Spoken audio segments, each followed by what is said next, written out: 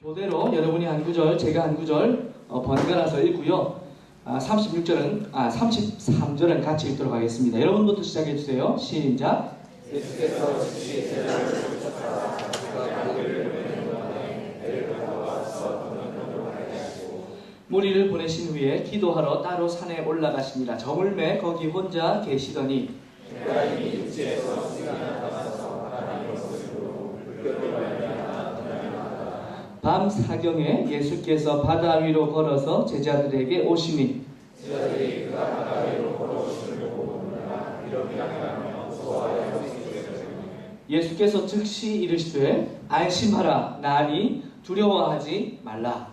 베드로가 대답하여 이르되 주여 만일 주님이시거든 나를 명하사 물로 오라 하시니 베드로가 배에서 내려 물 위로 걸어서 예수께로 가되 바람을 보고 무서워 빠져가는지라 소리질러 이르되 주여 나를 구원하소서 하니 예수께서 즉시 손을 내밀어 그를 붙잡으시며 이르시되 믿음이 작은 자여 왜 의심하였느냐 하시고 배에 함께 오르매 바람이 그치는지라. 함께 읽겠습니다. 배에 있는 사람들이 예수께 절하며 이르되 진실로 하나님의 아들이로소이다 하더라. 아멘. 이 말씀으로 주께로라는 그런 주제로 하나님 말씀 순종합시다.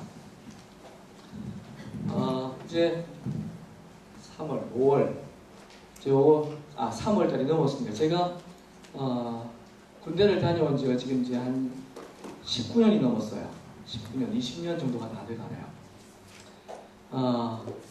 그때를 생각하면 참 지금 사진을 봐도 이런 시절이 있었나, 그런 생각이 들고 이렇게 불쌍한 시절이 있었나. 지금 그 사진 보면 제가 다음에 한번 우리 대회 때 제가 사진 한번 보여드릴 수 있으면 좋겠는데 진짜 여러분 포로들 있죠. 포로들 그 칠판에 걸어먹어서 찍은 정말 그런 사진이 저한테 하나 있어요. 아무도 믿지 못할 사진인데 정말 그 사진을 보면 내가 정말 포로였구나. 적군의 포로가 아니라 우리 국군의 포로였구나 하는 그런 생각을 할 때가 있습니다. 아무튼 그 시절에 참 많이 성장도 하고 또 많이 아파하기도 하고 했었었는데 그때 군대에서 시간을 보내면서 제가 개인적으로 막 여자를 막 좋아하는 스타일이 아니에요. 자매님도 죄송합니다. 그 싫어한다는 뜻은 아니에요. 왜냐하면 저희 집에 누님이 5분이에요. 이 여자들한테 물려서 그래요. 물리고 물려서 너무 많으니까 맨날 스타킹 심부름 시키죠. 돌아오는 길에 매니큐어 하나 1,000원짜리 사오라거든요. 막 그런 심부름이 싫은 거예요. 여자들 심부름이. 그래서 여자들을 개인적으로 좋아하는 사람은 아니었는데 군대에서 왜 이렇게 여자들이 좋은지 모르겠어요. 지나가는 그 할머니도 좋아요. 얼마나 여자들이 좋은지 만나고 싶고 이야기하고 싶고 톤이 다르잖아요. 남자들하고 이야기를 하면 그죠? 여자들은 이런데 남자들은 이러니까. 근데 제가 한 번은 휴가를 나와서 제가 찬양팀에 우리 학생선교단의 찬양팀을 섬기고 있었거든요. 근데 찬양팀에서 제가 이제 그 전까지는 찬양 인도를 하다가 군대를 입대를 했고 이미 이제 다른 사람들이 그 포지션에 세워졌기 때문에 제가 왔을 때는 한 리더가 인도를 하고 제가 이제 싱어를 하게 됐어요. 근데 저희가 집회를 나갔던 곳이 저희가 집회를 굉장히 많이 다녔거든요. 학생선교단체인데 1,000명 규모의 선교 수련회도 많이 하고 그랬었어요. 그래서 갔는데 어디로 집회를 갔냐면 부산의 브니엘여고라는 곳을 갔습니다. 혹시 아세요? 여고를 간 거예요. 와, 제 마음이 얼마나 설렜게 휴가를 나왔는데 여고를 간 거예요.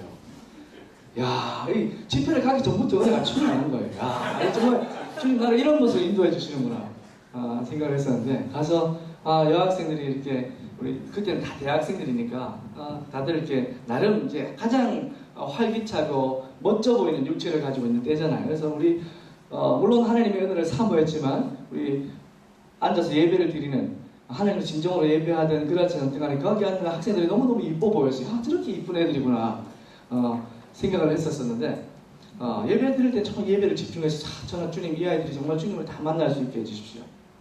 그런데 저희가 예배를 마치고 아니나 다를까 우리 학생들이 앞에 멋져 보이는 우리 남자 찬양 리더나 남자 싱어들이나 드러머나 다 이렇게 조명이 막 비추니까 멋있어 보이잖아요.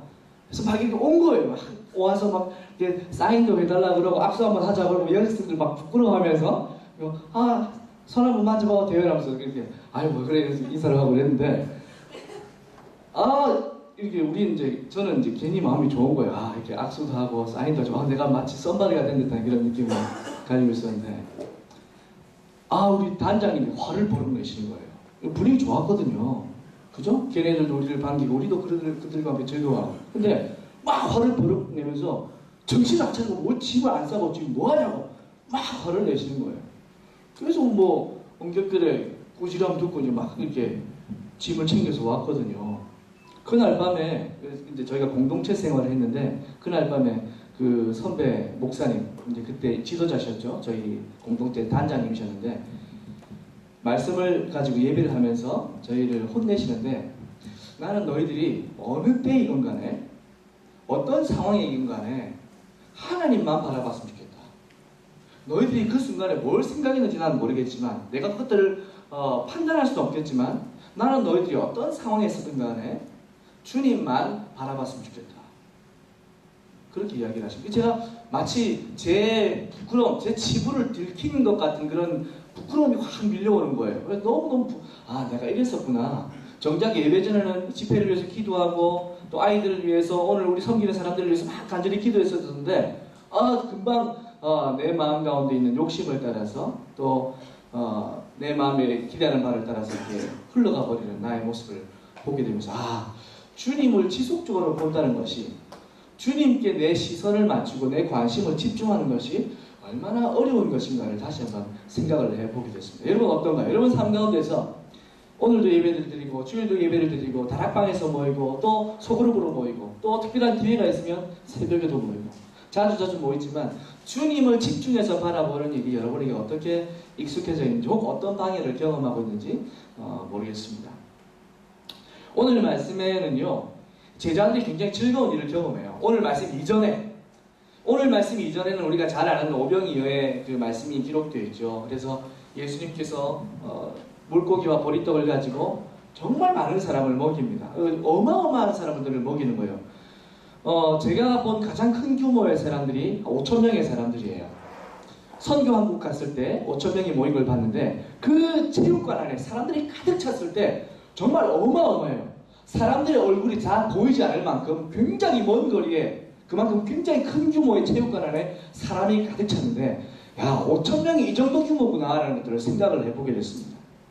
그런데 우리가 예수님께서 사람들을 먹이신 그 숫자를 역사가 카운팅할 때 5,000명으로 남겨놓았지만, 우리는 설교를 워낙에 많이 들어서 그것이 5,000명 이상이다라는 것들을 충분히 알지 않습니까?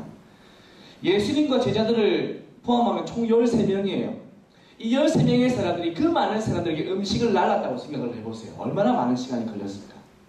50명씩 앉혀서 음식을 나누기 시작했을 때 제자들이 그 음식을 들고 얼마나 바리바리 다 움직였을까? 사람들이 앉아있는 그 무리의 통로를 뛰어다니면서 음식을 갖다 건지면서 사람들이 환호성을 지르겠죠.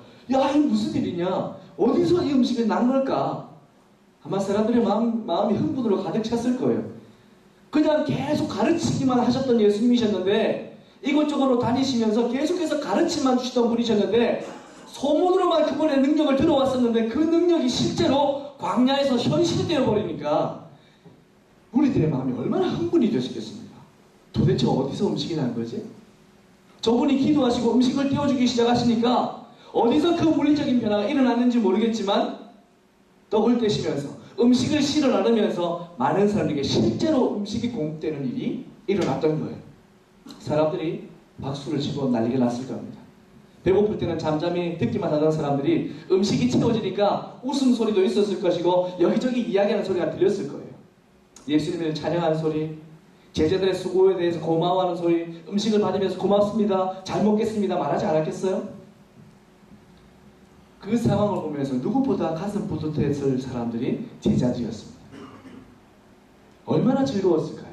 물론 몸은 피곤하죠. 하지만 그 많은 사람들에게 정말 놀라운 능력으로 음식을 떼어 나누시는 그 예수님의 능력의 중심에 제자들도 함께 있는 거예요. 제자들의 마음은 정말 사람들에게 자랑할 수만 있다면 자랑하고 싶은 뿌듯함과 자긍심이 막 샘솟아 났을 거예요. 왜냐하면 그런 예수님을 내가 따라다니고 있으니까.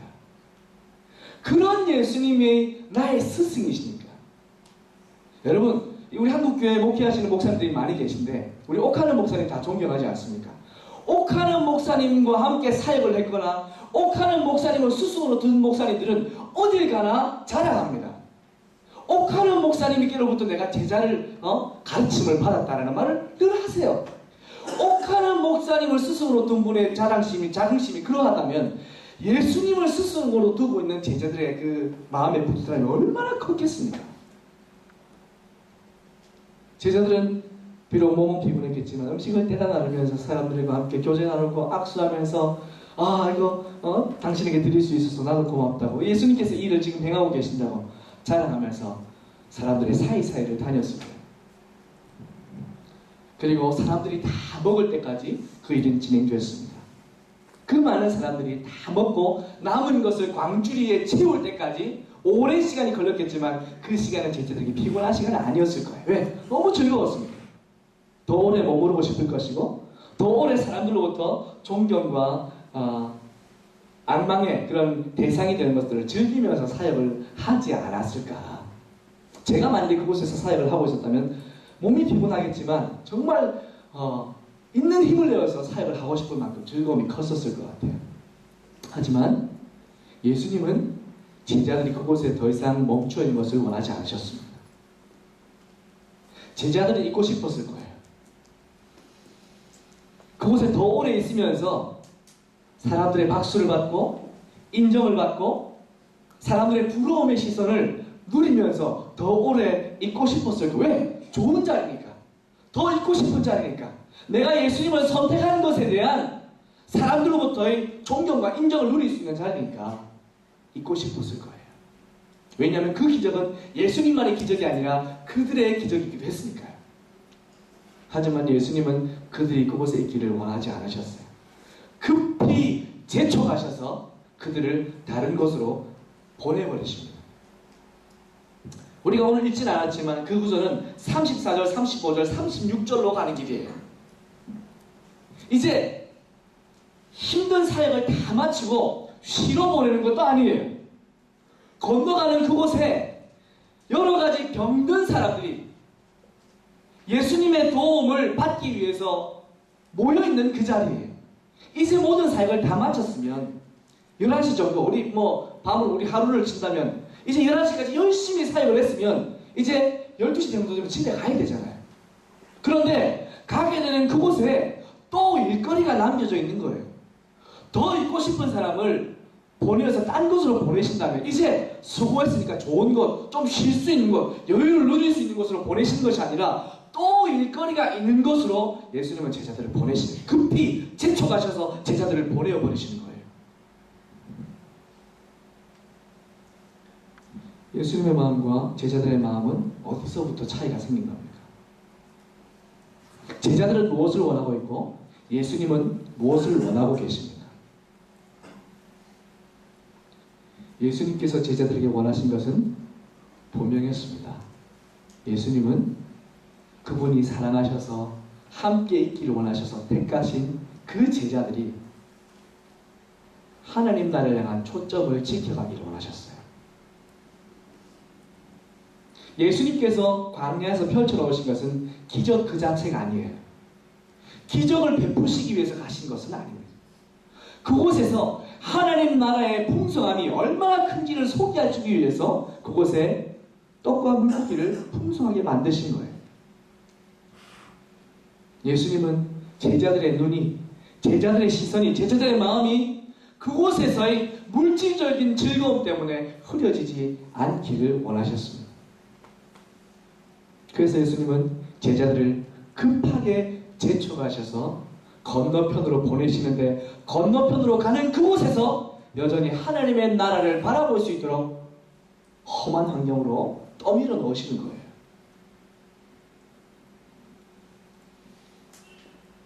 하나님은 끊임없이 우리의 마음이 주님과 함께 있기를 원하십니다. 하나님 나라를 향한 아르바이트생이 많아지는 시대인 것 같아요. 여러분, 교회 안에 사역자들 보통 풀타임 사역자, 풀타임 미니스터라고 부릅니다. 전임 사역자라는 것이죠. 우리 목사님이랑 저랑 전임 사역자예요. 그래서 저희는 아르바이트 못합니다. 잡히면 혼나요, 담임 목사님한테. 전임 사역자, 교회를 위해서 일을 하라고, 교회를 위해서 모든 시간을 우선적으로 조정하라고 부름받은 거예요. 여러분 회사도 마찬가지지 않습니까? 여러분 회사에 소속되어 있는 분들 파트타임 하시는 거 공식적으로 회사에 이야기할 수 있습니까? 쉽지 않을 거예요. 전임 사역자라는 것은 전적으로 그 일에 매여 있는 사람이에요. 하나님 나라를 위해서 우리 모두는, 여러분이 목사는 아니에요. 여러분이 그렇다고 선교사도 아니에요. 하지만 하나님은 여러분에게 풀타임을 요구하세요. 너무 무리한 요구가 아닙니까? 하나님, 우리 살아야 되는데, 우리도 우리 사생활이 있는데, 우리 취미생활이 있는데, 하나님 조금의 여유를 두셔야죠. 하나님은 아르바이트생을 원하시는 게 아니에요. 전적으로 하나님과 관계된 사람들을 하나님은 기다리고 계시는 겁니다. 목사가 아니어도 좋습니다. 선교사가 아니어도 좋습니다. 목사라도 하나님 나라의 아르바이트생일 수도 있고요. 평신도라도 각 교회 등록한 사람이라도 하나님 앞에 온전히 메인 풀타임 사역자일 수도 있어요. 여러분은 어떤 사람일까요? 저는 어떤 사람일까요? 보여지는 것은 다가 아니에요. 우리는 다른 사람들에게 내가 보여주고 싶은 것들을 보여줄 수 있습니다. 얼마든지 나를 포장할 수 있고 얼마든지 나를 가릴 수가 있어요. 하지만 우리가 아무리 몇 겹으로 우리 자신을 포장하고 애워싸도 하나님 우리를 정확하게 보십니다. 여러분 하나님 나라를 위해서 여러분 풀타임이십니다. 여러분의 취미생활도 그렇다고 여러분 취미생활을 끊으란 말이 아니에요. 여러분의 사생활을 철저히 다 끊어버리고 교회만 올인하는 뜻이 아니에요. 여러분 사회인이잖아요. 사회에서 소속된 공동체가 있을 거 아니에요. 하나님께서 원하시는 부분은 하나님께서 택하셔서 탁월해서 부를 주는 것이 아니라 그분의 뜻으로 택하셔서 하나님의 뜻으로 택하셔서 부른 하나님의 사람들이 하나님의 마음을 추구할 수 있기를 하나님 우리에게 원하고 계세요. 여러분 다시 한번 여러분의 24시간을 조명해 보십시오. 여러분의 24시간을 여러분 앞에 쭉 펼쳐놓으시고 제자훈련 받으시는 분들 그 스케줄링 하시죠? 내가 어떻게 살 것이고 어떻게 할 것이고 여러분의 24시간을 쭉 펼쳐놓고 하십시오. 펼쳐놓고 나의 시간들이 어떻게 하나님과 관계되어져 있는가를 한번 점검해 보십시오. 저도 제자훈련 받으면서 그것이 얼마나 도전이 된지 모릅니다. 적절하게 나의 취미생활을, 나의 즐거움을, 내가 원하는 것들을 추구하면서 하나님과 딜링하고 있는 나의 죄성을 보면서 내가 이렇게 약한 사람이구나. 하나님은 우리 모두에게 오늘 다시 한번 이 말씀을 통해서 우리의 24시간이, 우리의 일주일이, 우리의 한 달이, 1년이, 우리의 평생이 하나님의 마음과 긴밀히 연결되어져 있는 풀타임 제자가 되기를 원하고 계십니다. 여러분 그 자리에 저와 여러분이 나아갈 수 있는 마음의 강렬한 열망들이 계속해서 불일들하게 일어났으면 좋겠습니다. 하다가 실수할 수도 있어요. 하다가 다시 나 욕심을 쫓아 나갈 수도 있어요. 하지만 다시 우리의 마음을 점검할 때마다 주님께로 나아가서 주님의 풀타임 제자가 되기를 원한다는 그 열망들이 계속해서 우리 안에 샘솟을 수만 있다면 하나님께서 우리를 이끌고 주님이 수월한 방식대로 주님의 뜻 가운데 우리를 다스려 가시지 않겠습니까? 주님 앞에 주님 손에 맡겨진 풀타임 사역자가 될 수 있기를 간절히 원합니다. 하나님의 마음을 안다는 것, 지금 선교훈련이 진행되고 있는데요. 하나님의 마음을 안다는 것 참 쉬운 일은 아닌 것 같아요. 하나님의 마음은 어디에 있을까? 하나님의 마음은 어디에 있을까? 선교지에 가보면 참 그것들을 경험할 때가 참 많이 있습니다. 왜냐하면 선교지에는 일단 내가 원하는 상황들부터 벗어나서 내가 원하지 않는, 내가 예상할 수 없는 환경들에 놓여지지 않습니다. 그러다 보니까 하나님 내게 보여주신 것들에 많이 눈을 열게 되는 것 같아요. 그래서 우리 젊은이들, 저희 교회에서 또 보내본 여러 선교지가 있지 않습니까? 인도네시아, 인도, 캄보디아, 베트남, 몽골, 또 어디가 있죠? 없나요? 이제? 다인가요, 이게? 제가 모르는데 여러분들 묻는 게 좀 이상하네요. 선교 담당인데. 어쨌든 그곳으로 보내게 되면 참 우리 청년들의 피드백이 참 좋아요. 영혼들을 보면서, 선교사님들을 보면서, 그 땅의 피로들을 보면서 참 많이 보고 경험할 수 있었다. 특별히 여러분이 하나님의 마음을 배우기 위해서 선교라는 그 영역에 여러분이 발을 더 깊숙이 담그셨으면 좋겠어요. 선교라는 영역에 발을 담근다는 것들, 오늘 일반적으로는 선교의 비전이 있는 사람들, 선교의 마음을 쏟고 있는 어떤 사람들의 특정한 수고라고 생각하는데 그건 잘못된 논리예요. 저희 동기들도 그런 얘기를 함씩 하는데 나는 목회의 비전이 있다, 나는 선교의 비전이 있다. 그건 잘못된 말이에요. 선교의 비전은 모든 교회의 비전이고 선교의 비전은 모든 그리스도인의 비전입니다. 선교의 비전을 가지고 있는 목회는 사실상 목표를 잃은 목회예요. 왠지 아세요? 주님의 관심은 한 지역사회가 성취화되는 게 아니에요. 더 급한, 더 우선적인, 물론 이 대전 지역사회 가운데 주님 믿지 않는 사람들 주님께로 나오는 것은 정말 소중한 일이에요. 하지만 주님의 우선적인 관심, 여러 관심사들 중에 주님의 우선적인 관심, 주님의 우선적인 목표는 아직 복음을 듣지 못한 사람들이 복음을 듣게 되는 일이에요. 그래서 주님의 관심은 선교예요. 성경의 모든 초점은 선교예요. 하나님의 나라를 완성하기 위해서는 선교라는 과업이 이루어져야 하기 때문에 그런 거예요. 그래서 여러분, 이곳에 있는 우리 모든 청년 이부 지체들, 또 그런 마음을 가지고 있는 사람들 때문에 그 불이 이어져서 다른 사람에게 그 불을 건넬 수 있는, 선교에 더 깊이 발을 담글 수 있는, 마치 늪과 같이 한번 발을 디디면 뺄 수 없는 늪과 같이, 그렇게 되면 얼마나 좋지 않을까. 여러분, 선교 훈련 원래 못 듣는 분이 계시다면 주저하지 마십시오. 오십시오. 원래도 지금 거의 한 90명, 100명 정도를 신청을 했는데 또 부득이한 사정 때문에 빠진 사람도 있긴 하지만 어쨌든 많이 오십시오. 많이 오시고 단기 봉사 갈 때 되면 우리가 정원을 자를 수밖에 없어요. 다 받을 수는 없으니까 선교지에서의 이동과 안전과 또 숙소, 식사 문제 때문에 다 받을 수는 없어요. 하지만 늘 우리가 예상하는 정원만큼은 계속해서 채워졌으면 좋겠어요. 하나님의 마음을 알고 싶어하는 우리 젊은이들의 열정이 그 모든 공간들을 다 채워나갔으면 좋겠어요. 이곳에서도 하나님의 마음을 배울 수 있습니다. 하지만 하나님의 관심이 잃어버린 자들을 여전히 향해 있다는 사실을, 마치 예수님께서 제자들을 제쳐가셔서 떠나보내시는 그곳이 제자들이 쉴만한, 여유를 누릴 만한, 이전에 있었던 기적들을 소회하면서 웃고 떠들 만한 그런 자리가 아니라 다시 영혼의 피로들이 있는 곳으로 보내시는 것처럼 우리가 하나님의 마음을 알기 위해서 선교라는 현장에 대해서 늘 우리의 눈과 귀를 열고 마음을 열고 주님의 마음을 배우고자 하는 열망이 있다면 주께서 우리에게 가르치실 것이 굉장히 많다고 생각합니다. 선교사들은 보통 2년에서 4년까지는 저희가 조정기간이라고 그래요. 배우는 기간, 수습기간.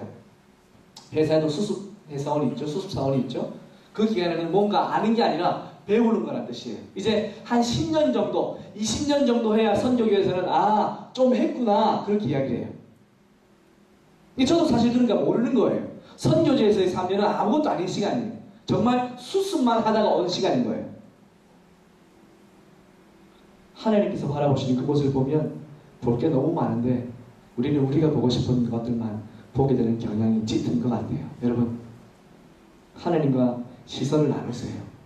아침 큐티할 때마다, 주의 말씀을 들을 때마다, 뉴스를 보면서 요즘에 뉴스에 얼마나 다양한 세계의 소식들이 들려옵니까? 우크라이나 같은 경우나 또 미국의 기아대치가 월드비전 같은 경우는 동성애인들을 사역자로 맞이해야 된다는 그런 법안들이 만들어지고 그런 여러 가지 세계 이슈들이 있습니다. 물론 국내에도 우리가 마음을 쏟고 또 열정을 쏟아야 되겠지만 세계에 하나님께서 하시는 일들이 굉장히 다양하고 넓어요. 여러분, 그것들을 어떻게 점검하고 계십니까? 뉴스 안에, 인터넷 기사 안에 하나님의 나라가, 하나님의 일하심이 나타나 있습니다. 여러분이 많이 보실 수 있으면 참 좋겠습니다. 예수님께서 기도하실 장면은 제가 따로 다루지는 않을게요. 오늘 어차피 저희가 또 기도하러 모였고, 또 기도하러 모인 사람한테 기도하라고 말하면 또 잔소리밖에 안 되니까 예수님께서 기도하시는 모습은 여러분과 제가 더 많이 닮아가고 오늘 밤뿐만 아니라 우리의 삶이 주님 앞에서 계속 기도를 추구하는 그런 삶이 되었으면 좋겠다라는 모습 말로 예수님께서 기도하시는 장면을 마치도록 할게요. 예수님의 말씀을 따라서 제자들이 건너편으로 건너가게 되죠. 건너편으로 건너가는데 아까 제가 말씀드렸다시피 건너가는 그곳에는 굉장히 힘든 사역들이 또 남겨져 있어요. 이때까지 사람들을 상대하면서 제가 사람들을 상대하는 피곤함은 제가 알고 있어요. 제가 아프리카에서 사역을 할 때 하루에 10,000명씩 사람들을 맞이했거든요. 아주 징글징글해요. 만나다 보면 내가 영어를 대하고 있지만 악수하는 것도 물론 아프리카 사람들이 또 굉장히 독특한 냄새가 나요. 아시죠?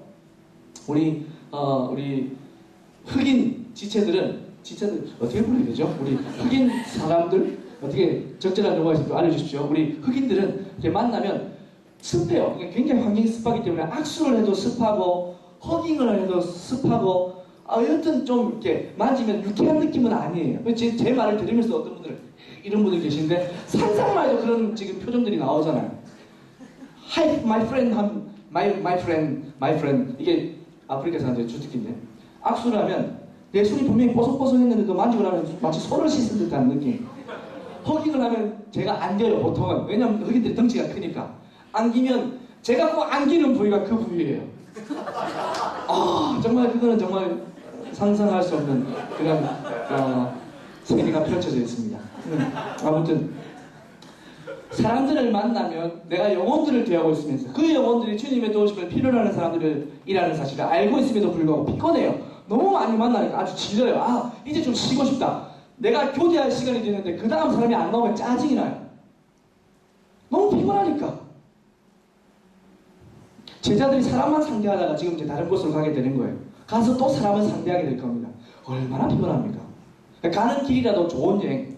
버스도 일반 버스가 있고 우등 버스가 있다면 여러분 어떤 거 타고 싶으세요? 우등이죠. 그죠? KTX를 타고 싶으세요? KTX 택시를 타고 싶으세요? KTX 택시는 넓은 거 아시죠? 못 타보셨나요? 저도 못 타봤습니다. 넓다고 하더라고요. 덩치 큰 사람은 택시를 타야 돼요. 덩치 큰 사람이 일반실 타면 민폐예요. 다른 사람은 자꾸 피해가 되니까. 여튼 제자들이 지금 사역을 하러 가는데 좋은 환경에서 가야 돼. 가서 체력을 회복하고 마음을 여유를 추스려야 사역을 할 수 있는 거예요. 그런데 웬걸 아주 난리가 났어요. 가는 길이. 그죠? 지금 가는 길이 배가 이미 육지에서 수리나 떠나서 바람이 거스름으로 물결로 말미암아 고난은 이 좋은 말이에요. 다른 번역을 보니까요. 바람이 거스름으로 역풍을 만나서 고난을 당하더라. 시달렸다. 이렇게 표현하고 있어요. 시달렸다. 이 시달린 거예요. 여러분 직장 다니고 계십니다만 지금 뭐 과장 이런 사람 잘 없죠? 다들 아마 시작 단계라고 생각을 해요. 30대 초반이 많으시니까. 시달린다는 말은 며느리가 시어머니한테 시달린다. 이 말은 하루 괴롭히고 끝 이게 아니에요. 계속 괴롭히는 걸 시달린다고 하는 거예요. 그죠? 설교에 시달리면 안 되겠죠. 그죠? 설교가 길어져서 계속 하면 그 사실 시달리는 거예요. 여러분 시달린다는 것은 한 번 하고 끝나는 게 아니라 제자들이 지금 건너편으로 가는데 순풍에 돛단 듯이 가도 입이 부르퉁한 게 수그러들만 말랑한데 지금 가는 길이 지금 난리가 난 거예요. 역풍을 만나서 지금 배가 정신을 못 차리고 배 안에 탄 사람들은 더 정신을 못 차리는 거예요. 어부들이나 좋은 많습니까 제자들이.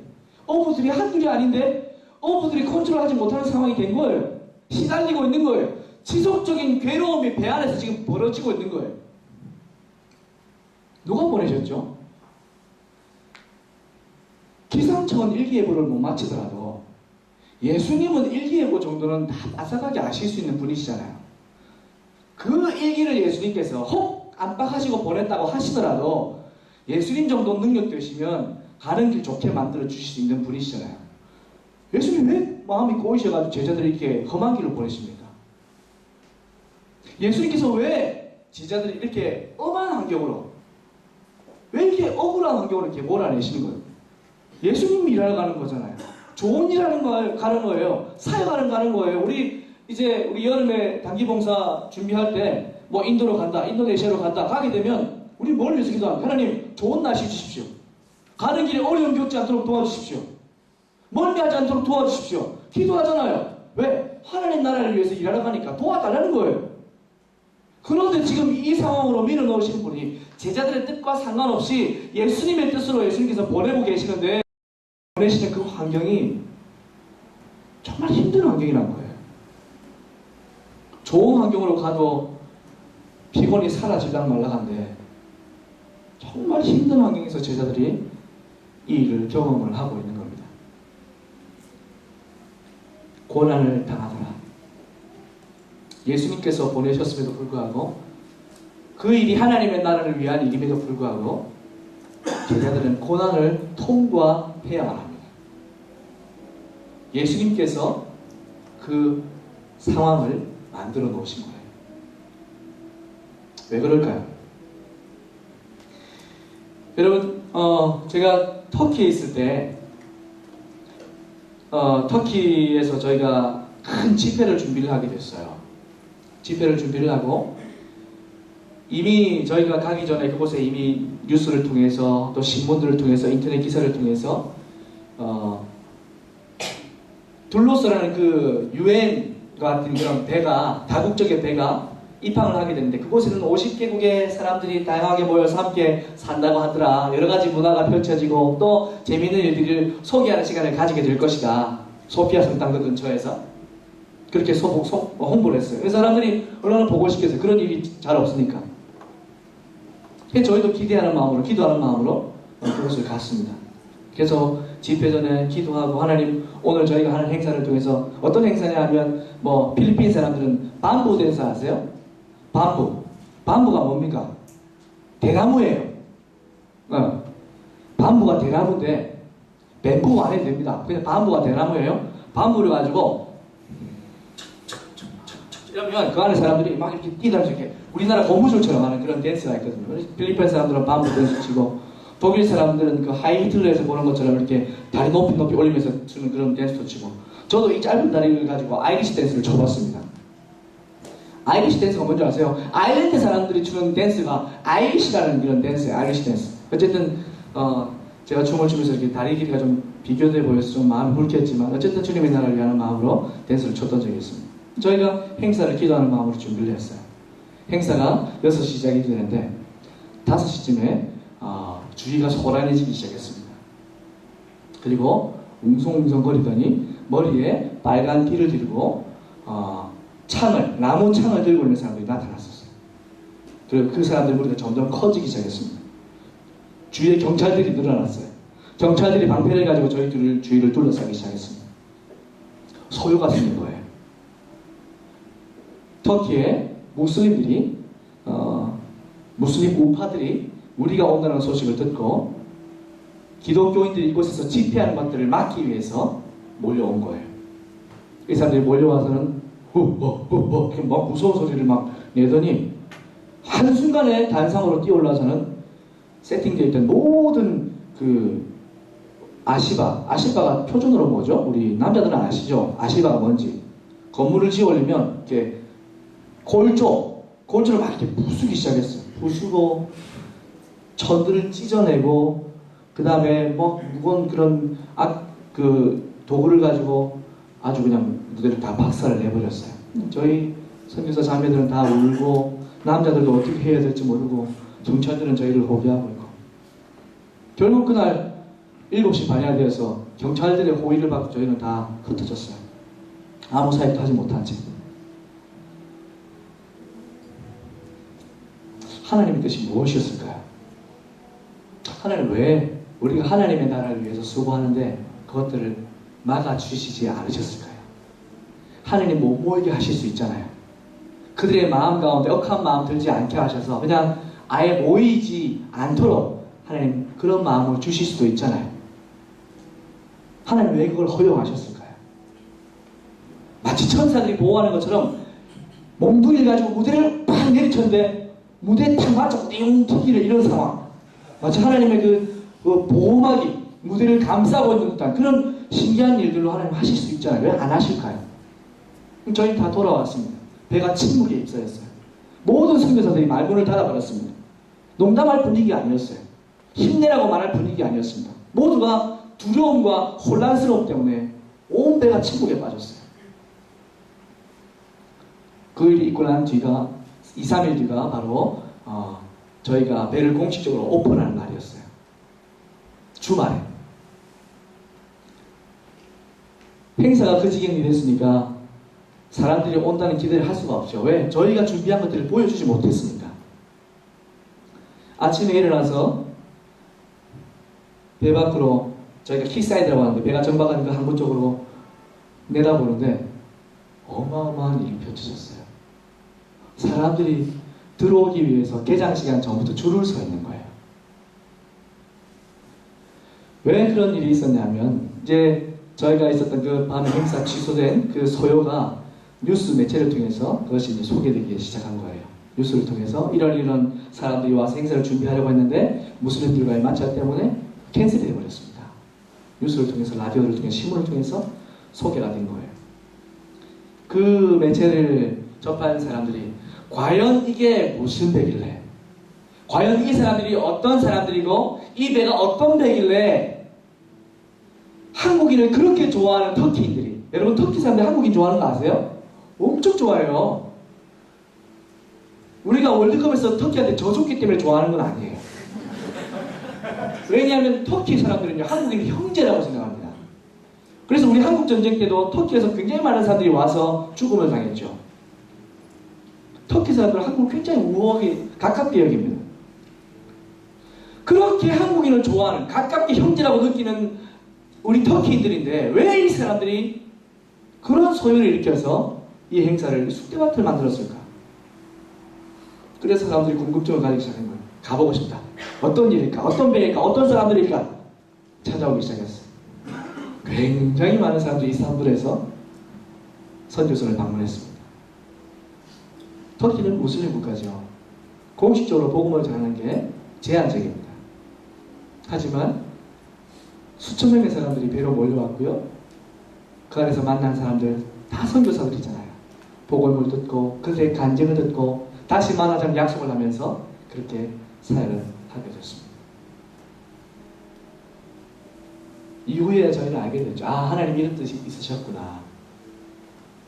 하나님 보내시는 그곳에서 여러 어려움을 경험할 수도 있겠지만, 아, 하나님 이런 뜻에서 우리에게 이런 일도 경험하게 하시는구나 라는 새로운 하나님 사역의 지경들을 경험하는 그런 계기가 되었습니다.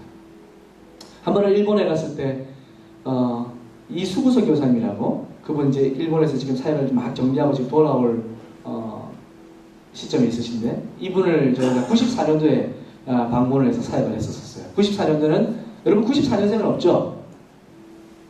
없죠? 그 정도 어린 사람은? 그죠?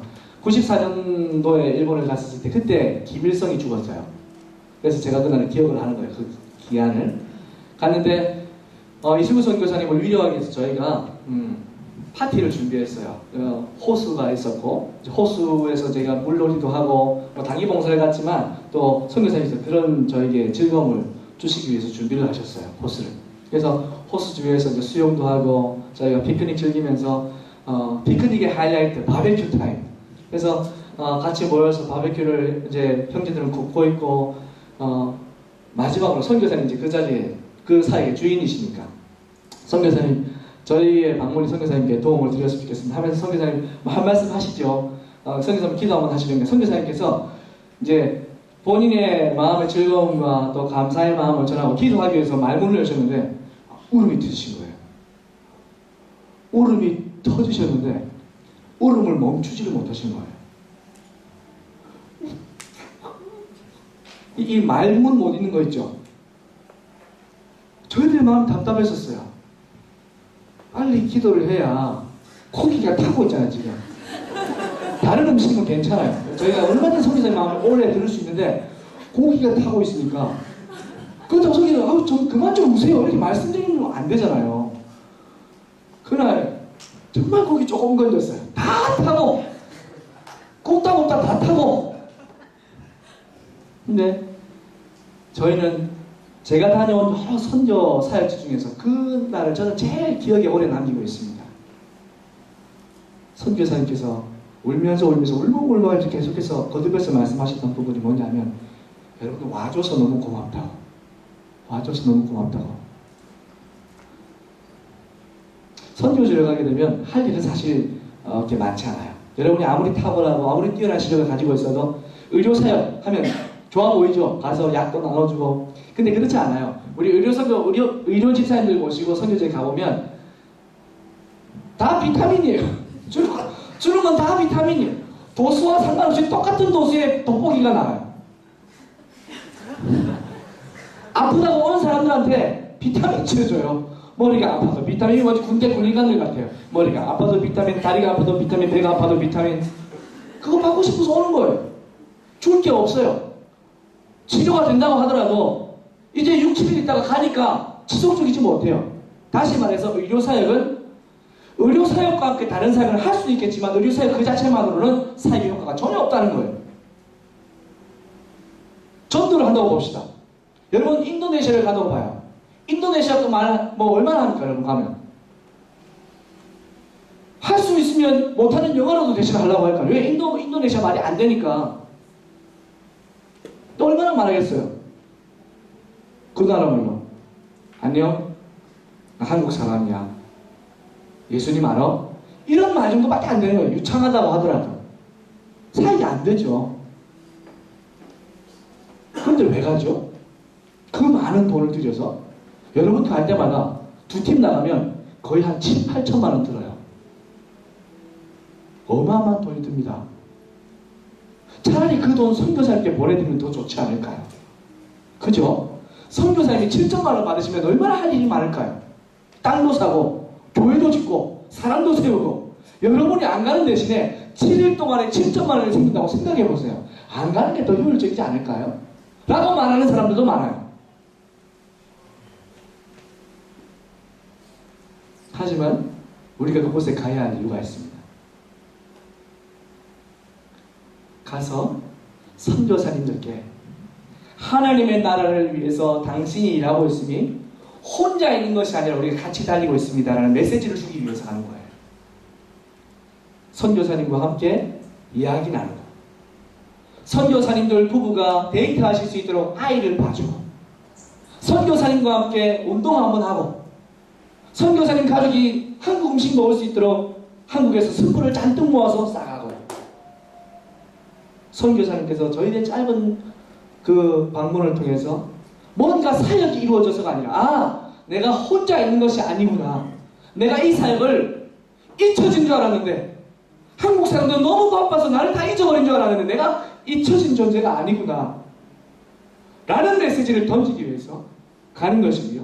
또 한 가지는 그곳에 영혼들의 필요가 사역의 필요가 복음을 듣고 싶어도 여전히 들을 수조차 없는 사람들이 너무너무 많이 있기 때문에 하나님 나라의 필요를 보기 위해서 선지로 가는 거예요.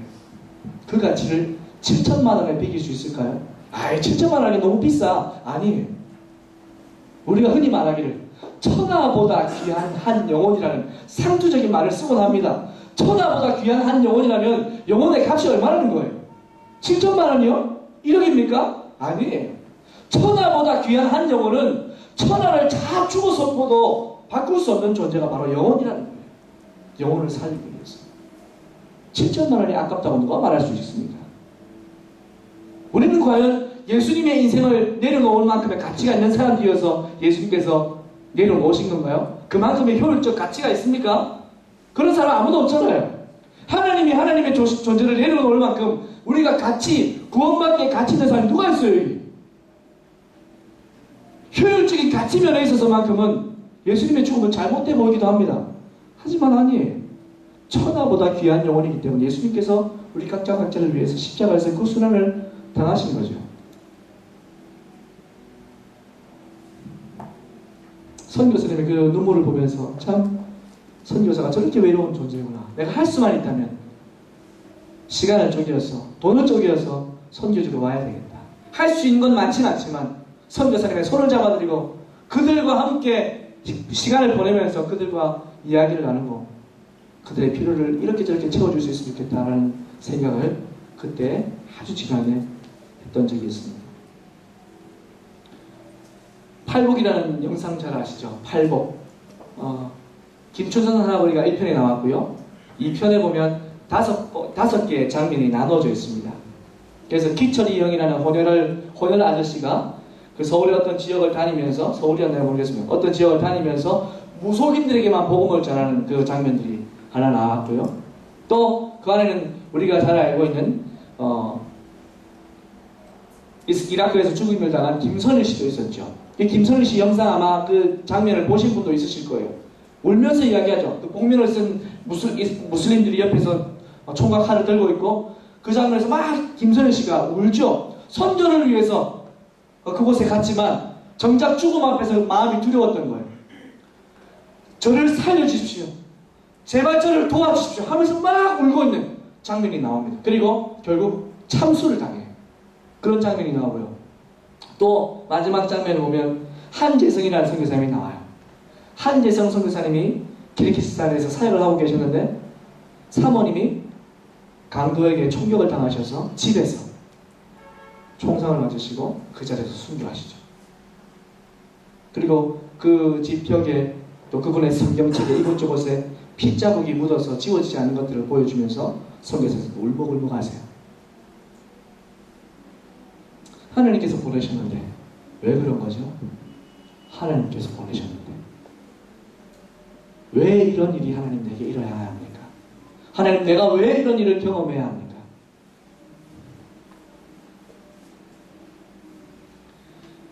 하나님은 우리가 그런 환경 가운데 있을 때도 그분이 우리와 늘 함께 계심을 말씀해 주세요. 제자들이 역풍을 만나서 시달리고 있을 때 예수님 그곳에 나타나셨습니다. 그리고 말씀해 주세요. 안심해라. 내가 있으니까 두려워하지 마라. 여러분 이 말씀을 하셨을 때 바람과 파도가 멈추었습니까? 안심하라라고 말씀하시면서 상황이 종료가 되어버렸다면 제자들은 안심할 수 있었을 거예요. 하지만 안심하라, 나니 두려워하지 말라라고 말씀하셨음에도 불구하고 상황은 계속해서 제자들을 시달리게 하고 있었습니다. 하지만 예수님은 그들에게 나타나셔서 말씀하신 거예요. 안심해라. 내가 있으니까 두려워하지 마라. 믿음의 삶이라는 것은 우리가 주님을 믿을 때 우리에게 채우시는 좋은 일을 많이 경험하는 게 아니에요. 믿음의 삶이라는 것은 주님께서 보내신 곳에 주를 향한 마음으로 섰음에도 불구하고 내 삶이 내가 기대하는 것들로 채워지지 않을 때, 여러 상황들이 나를 시달리게 하고 여러 상황들이 나를 눈물치게 하고 여러 상황들이 나를 억지로 맬 때에도 안심하라, 내가 있으니 두려워하지 말라라고 말씀하시는 주님을 경험하는 거예요. 여러분, 하나님께서 여러분을 어디로 보내십니까? 하나님께서 여러분에게 무엇을 경험하게 하십니까?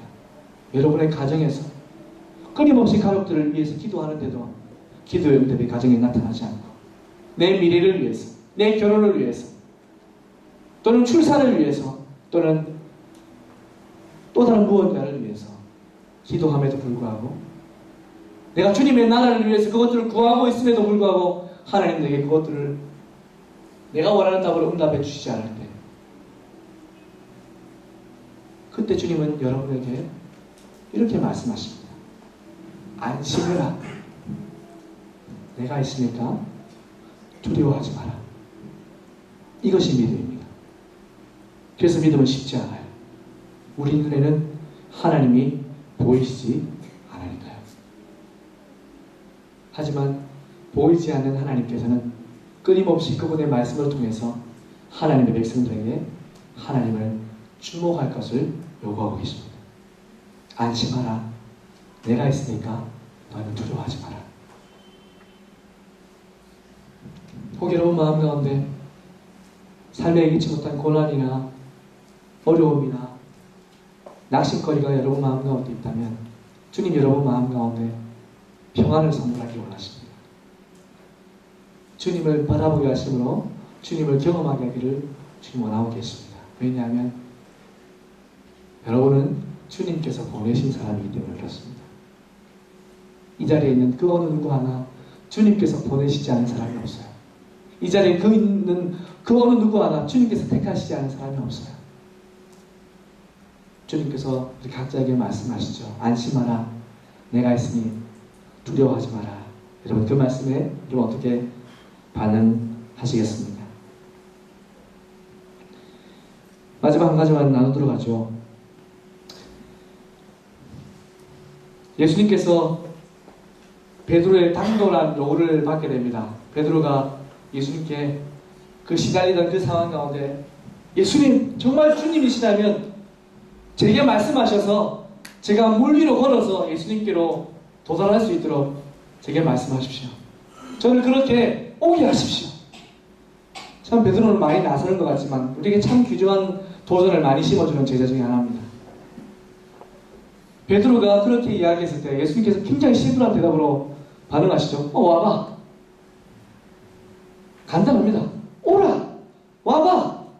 네가 그렇게 요구했으니까 와봐. 그리고 여러분 정말 베드로가 배 밖으로 간이 배 밖으로 나와 정말 배 밖으로 나와요. 여러분 이 지금 내가 배 위에 있고 여기가 바다라고 생각하면 여러분 여기 발을 내디딜 수 있겠습니까? 그렇게 바람이 죄송합니다. 제가 한 자리에 있어야 되는데 죄송해요. 섬기시는데 다시 움직이시네. 제가 거기로 발을 내디딜 수 있을까요? 여러분 그런 용기가 있습니까? 야, 저는 이 베드로의 모습을 보면서 물론 이모저모로 성경에서 욕을 많이 들어먹는 제자 중에 한 명이긴 하지만 야, 정말 대단한 믿음이다. 어떻게 배 밖으로 걸음을 옮길 생각을 했을까? 베드로가 배 밖으로 걸음을 한 걸음만, 그러니까 한 발만 이렇게 한 게 아니고 나왔어요. 그걸 어디서 볼 수 있냐면 베드로가 29절 말씀에 보면요. 오라 하시니 베드로가 배에서 내렸다. 문장이 여러 개로 나눌 수 있습니다. 오라고 말씀하셨습니다. 베드로가 배에서 내렸습니다. 베드로가 물 위로 걸어갑니다. 베드로가 예수께로 갑니다. 베드로가 배 밖으로 나왔어요. 걸어가는 거예요. 야, 정말 대단한 장면 아닙니까? 누가 물 위를 걸어요? 근데 빠집니다. 30절까지 안 넘어갔으면 참 좋았겠는데 29절에서 빠져버리죠. 왜 빠졌을까요? 예수님 말씀을 듣고 걸음을 옮겨서 한 걸음 한 걸음 마치 어린아이가 아빠 엄마한테 아장아장 걸음을 옮기는 것처럼 그렇게 위태위태한 걸음이 아니었겠어요? 옮기면서 엄마 아빠가 손질합니다. 얼른 와 얼른 와.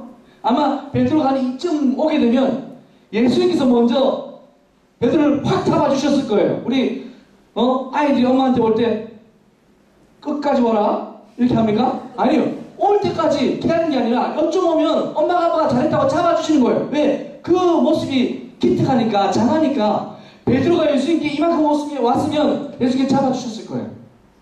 근데 베드로가 당도하기 전에 빠져가는지라 라고 무서워서 빠져가는지라 바람을 보고 무서워서 빠져가는지라 라고 이유를 분명히 적어놓고 있습니다. 걸음을 내딛었을 때 마치 모세가 지팡이를 탁 펼치고 걸음을 딱 내딛을 때 물이 쫙 갈라지는 것처럼 제사장들이 언약궤를 메고 요단강에 발을 딱 내딛으니까 물이 쫙 갈라지는 것처럼 베드로가 걸음을 딱 내딛으니까 물이 잔잔해졌으면 각오도 남았을 거예요. 왜? 내 믿음이 기적을 만들어냈으니까 각오도 남았을 거예요. 하지만 한 걸음을 떼도 두 걸음을 떼도 이쯤 되면 상황이 정리가 되어 있는데 상황은 정리가 되지 않고 계속 바람과 파도로 미쳤어요. 그 수습되지 않은 상황 때문에 베드로가 마음이 무서워지기 시작한 겁니다. 앞에 주님이 계셨지만 주님의 말씀을 들었지만 베드로는 빠져가는 거예요.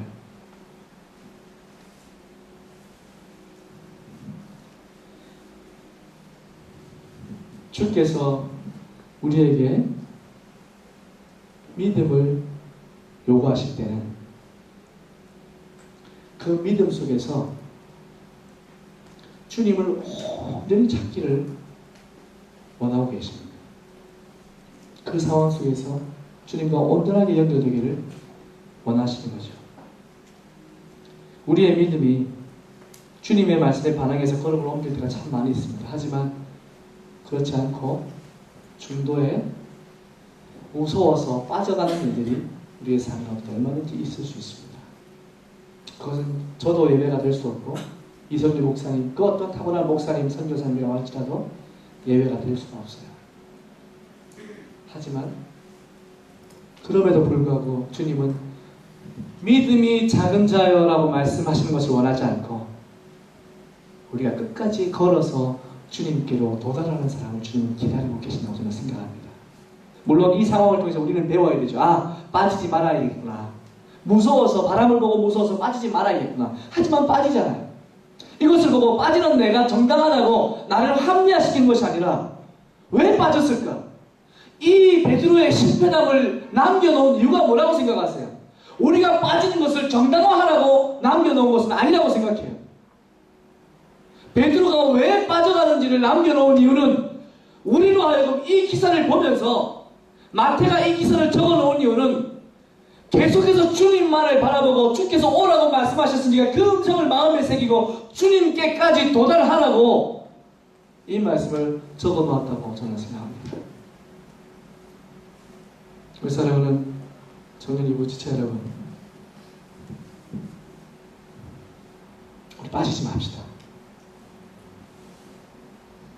내가 믿음으로 걸음을 내딛었을 때도 상황이 종료되지 않을 때, 내가 믿음으로 주님 앞에 내 인생을 헌신하였음에도 불구하고 상황이 내가 원하는 대로 형통해지지 않을 때, 그때도 뚜벅이가 되어서 주님께 걸어갑시다. 주님은 베드로의 믿음 자금을 통해서 우리를 하여 배우게 하시는 거예요. 아, 빠지면 안 되겠구나. 29절에서 끝나고 30절에 빠지는 것이 아니라 29절에도 30절에도 베드로가 예수께서 걸어서 예수께로 가되 그가 예수께로 닿았더라 라고 기록을 이어갈 수만 있다면 여러분 얼마나 좋을까요? 저보다 예수님이 더 좋으실걸요? 여러분보다 예수님이 더 좋으실걸요? 우리도 좋겠지만 내가 예수님께로 쉽게 하지 않고 빠지지 않고 도달했구나. 예수님은 더 좋으실걸요? 네가 왔구나. 이 믿음을 가지고 네가 내게로 왔구나 라고 하시면서 흐뭇해 하시지 않겠습니까? 여러분, 우리 주님께로 더 가까이 나아갈 수 있는 저희 모두가 될 수 있기를 간절히 원합니다. 주께서 누구보다 더 간절한 마음으로 우리가 주님께 도달하기를 원하고 계십니다. 주님께 가서 그분의 마음을 나누고 그분의 마음을 느끼며 그분의 마음을 우리의 마음 가운데 새겨서 늘 매 순간 매일같이 주님과 함께 가는 길. 천국을 가보지 못했지만 천국에 가서 누릴 가장 큰 영광은 우리가 그분과 함께 가는 것이 아니겠습니까? 금길, 은길, 다이아몬드길이 좋아서 가는 건 아니잖아요. 아무리 많은 은금과 다이아몬드가 있어 주님 없으면 지옥일 수밖에 없습니다. 우리가 천국을 사모하는 이유는 그곳에 주님 계시기 때문에 아니겠습니까? 하지만 주님 우리에게 이 땅에서 천국을 누릴 수 있는 기회를 계속해서 부여하시는 거예요. 주님과 함께 동행한 주님의 제자들처럼 주님과 함께 동행하며 주님의 마음을 느끼며 주께로 한 걸음씩 더 나아가 주님의 마음으로 이 세상 살아가시는 저와 여러분 되기를 간절히 소망합니다.